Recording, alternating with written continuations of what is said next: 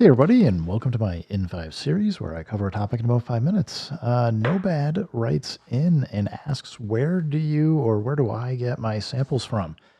And I don't know, I got tons of stuff here. Problem is, I've been doing this for, I don't know, since mid 90s. So I've been collecting stuff forever. I just got like a few things here just to show you, just to give you some ideas. But we got like this CD here.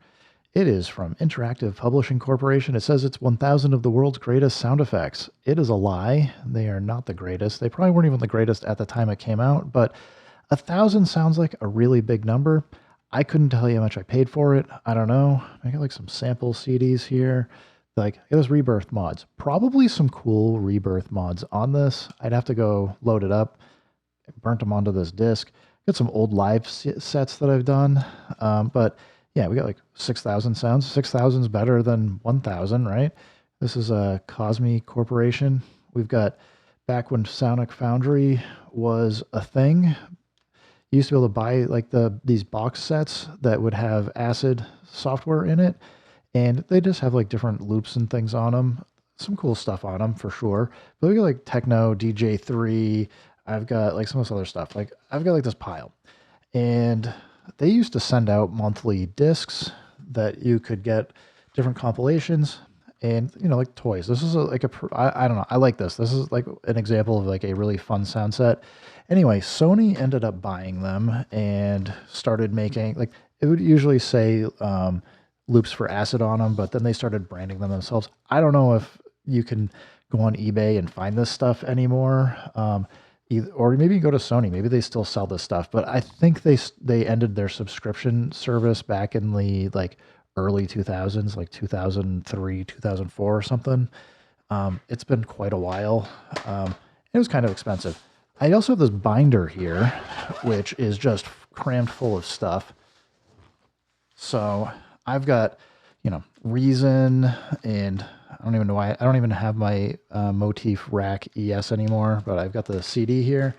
Got all kinds of stuff in here. What I was going to flip to, I used to get a lot of samples from Computer Music, Future Music. You can still get these magazines, I think.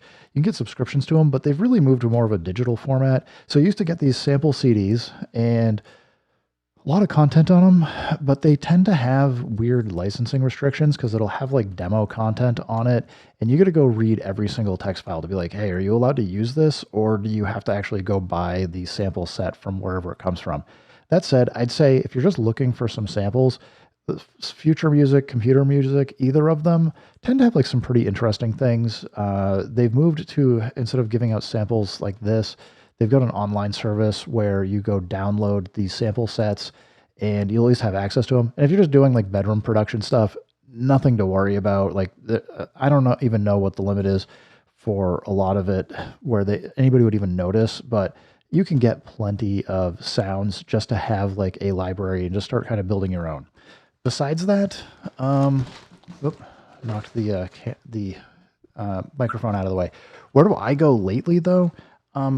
I usually go to Loop Masters myself. They're pretty good at having demos shown for their different. You can get like demos for like 5 minutes worth of audio that you can go listen to for some different tracks.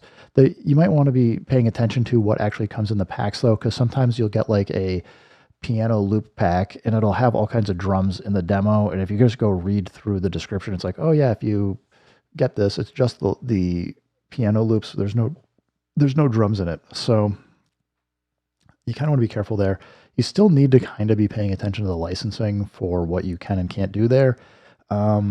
Beyond that, I would say, if you're looking for what's a good price for it, it's hard to say. 100 megabytes of like the most excellent samples that like great drums that fit what you're looking for could be worth 10, 20, 50, $100. Somebody that's taken that time and expertise and done it, maybe even something that's kind of unique.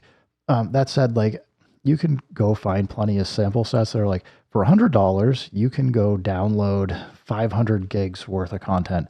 you're going to have a ton of work to go sort through that, find anything useful.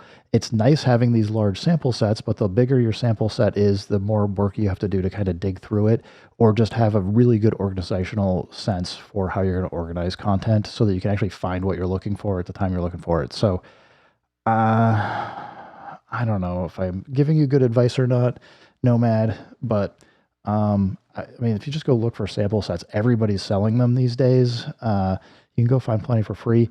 Obviously, if you don't know, I don't, you go check out archive.org. People have listed all, like the Internet Archive has all kinds of stuff in it. You can get really weird. You can go find old 90s sample CDs. Is it legal to use them? No, but I don't know that you can go buy them, and it's really unclear who owns the licensing for that stuff these days. Beyond that, like go look up. There's a, I think it's called Attention Kmart Choppers. Somebody was just taking a bunch of old Kmart tapes that used to be played at Kmart, and it is just all kinds of wild stuff that you can go listen to, chop, sample, and flip and do stuff with that you probably just never heard.